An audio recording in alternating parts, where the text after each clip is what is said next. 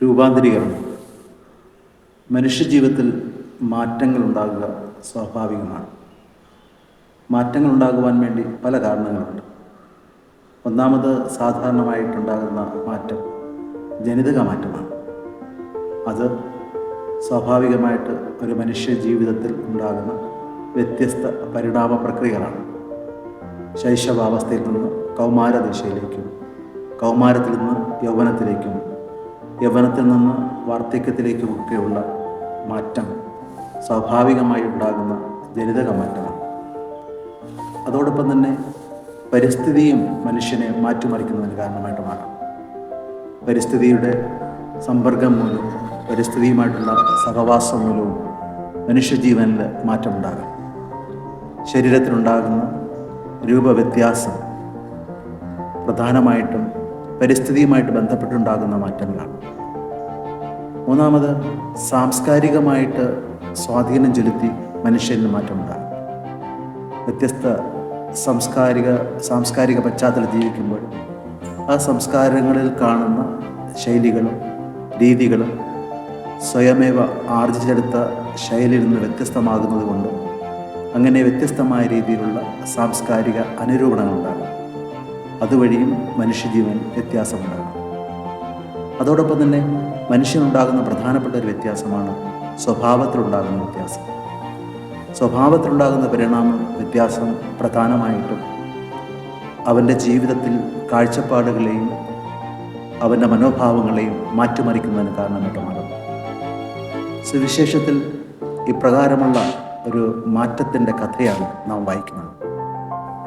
യേശുവിനോടൊപ്പം ആയിരുന്ന അപ്പോസ്തലന്മാരിൽ അവിടെ നിന്ന് അധികമായിട്ട് സ്നേഹിച്ച 3 പേരെയും കൊണ്ട് താബോർ മലയിലേക്ക് അവിടെ നിന്ന് പോവുകയും താബോർ മലയിൽ വെച്ച് രൂപാന്തരം സംഭവിക്കുമ്പോൾ ആ രൂപാന്തരീകരണത്തിലൂടെ അപ്പോസ്തലന്മാർക്കുണ്ടാകുന്ന മാറ്റവുമാണ് ഇവിടെ വിവക്ഷിക്കുന്നത്. അപ്പോസ്തലന്മാരെ സംബന്ധിച്ചിടത്തോളം ജീവിതത്തിൽ കർത്താവായ യേശു ക്രിസ്തുവിനെ രക്ഷകനായും നാഥനായും കാണുകയും അവനോടൊപ്പം സഞ്ചരിക്കുകയും ചെയ്തു. യേശുവിനോടൊപ്പം ഉണ്ടായിരുന്നപ്പോൾ അവിടെ നിന്ന് പ്രവർത്തിച്ച അത്ഭുതങ്ങളും സൗഖ്യങ്ങളുമൊക്കെ അവരുടെ ജീവിതത്തിൽ അവിഭാജ്യമായ അനുഭൂതി സൃഷ്ടിക്കുന്നതിന് കാരണമായിട്ട് മാറി. യേശുവിനെ രാജാവായിട്ട് അവർ കരുതുകയും ആ രാജ കൂട്ടായ്മയിൽ തങ്ങൾക്ക് പ്രഥമമായ സ്ഥാനമാനങ്ങൾ കിട്ടുമെന്നുള്ള പ്രതീക്ഷയും അവരെ കൂടുതൽ ആനന്ദഭരിതരാക്കി. യഹൂദ കാഴ്ചപ്പാടനുസരിച്ച് ദുഃഖങ്ങളും വേദനകളും സഹനങ്ങളുമൊക്കെ ശാപമായിട്ടാണ് കാണപ്പെട്ടിരുന്നത്.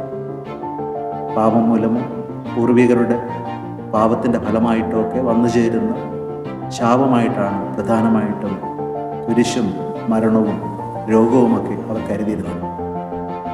യേശു തൻ്റെ ജീവിതത്തിൽ അത്ഭുതങ്ങളെല്ലാം പ്രവർത്തിച്ച് ഒരു ദിവസം ശിഷ്യന്മാരോടൊപ്പമായിരിക്കുമ്പോൾ പറഞ്ഞു, മനുഷ്യപുത്രൻ പീഡകൾ സഹിക്കുകയും പീഡകൾ സഹനത്തിലൂടെ മരണം വരിക്കുകയും ചെയ്യും. സാധാരണ മരണമല്ല, കുരിശാലുള്ള ഒരു മരണത്തെക്കുറിച്ചാണ് അവിടുന്ന് പ്രവചിച്ചത്. ഇത് അപ്പോസ്തലന്മാർക്ക് ഇടർച്ചയ്ക്ക് കാരണമാകുന്നതിന് ഇടയായി.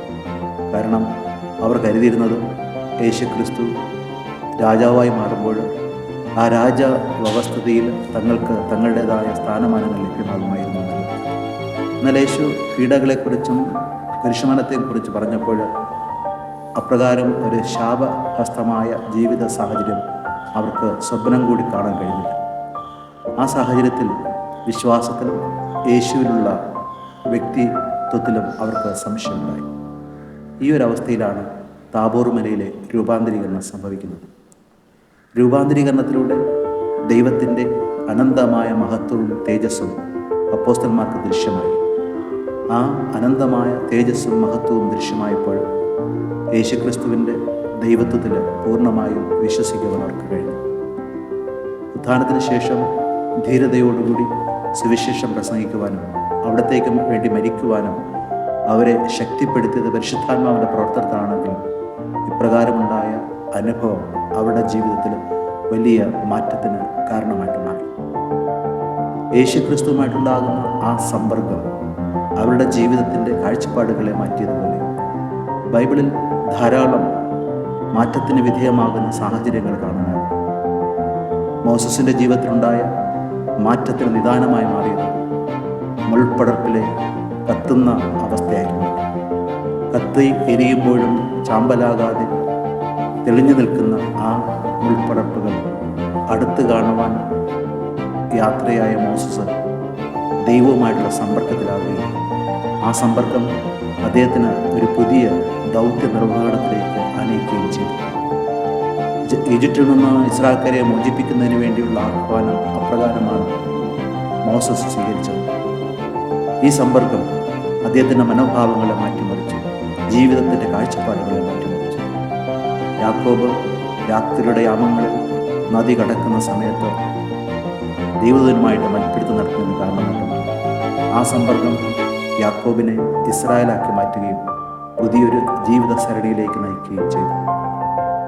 സാവൂൾ കുതിരപ്പുറത്ത് ഡമാസ്കസിലേക്ക് ക്രൈസ്തവരെ കൊല്ലുവാനുള്ള തീട്ടൂരമായി പോകുമ്പോൾ പ്രകാശത്തിൻ്റെ പ്രഭയാൽ താഴെ വീഴുകയും യേശുക്രിസ്തുവുമായിട്ടുള്ള സമ്പർക്കത്തിലേക്ക് വരികയും ചെയ്തത് അദ്ദേഹത്തിൻ്റെ ജീവിതത്തിൽ മാറ്റം കുറിക്കുന്നതിനിടയായി.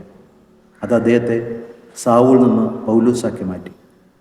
ഇപ്രകാരം ദൈവവുമായിട്ടുള്ള നിരന്തര സമ്പർക്കം മാറ്റങ്ങളിലേക്ക് നയിക്കുന്നതായിട്ട് കാണാനാകും.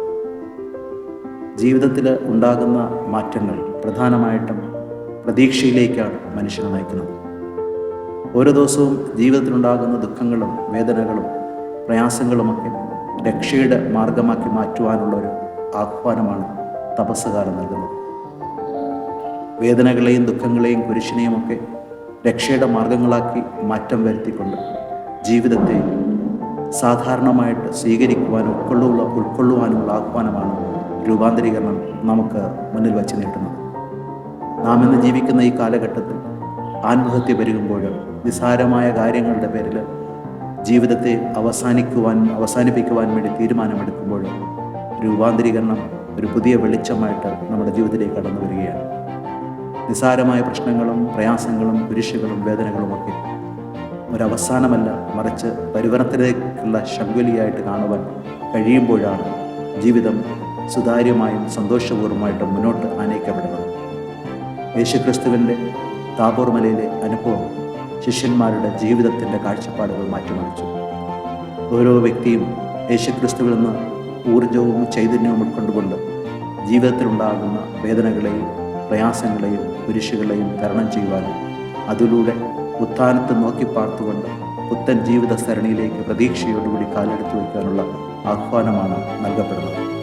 ഈ ആഹ്വാനം ഏറ്റുവാങ്ങിക്കൊണ്ട് ജീവിതത്തിലുണ്ടാകുന്ന നിസ്സാരമായ പ്രശ്നങ്ങളും പ്രയാസങ്ങളും പെരുപ്പിച്ച് കാണിക്കാതെ അവയൊക്കെ സാധാരണ സംഭവങ്ങളായിട്ട് കണ്ടുകൊണ്ട് അവയെ അതിജീവിക്കുവാനും പ്രത്യാശപൂർണമായ ജീവിതം നയിക്കുവാനും പരിവർത്തനത്തിൻ്റെ ആഹ്വാനമായി രൂപാന്തരീകരണം മനസ്സിൻ്റെ വെളിച്ചമായി മാറുവാൻ ഇടയാകട്ടെ.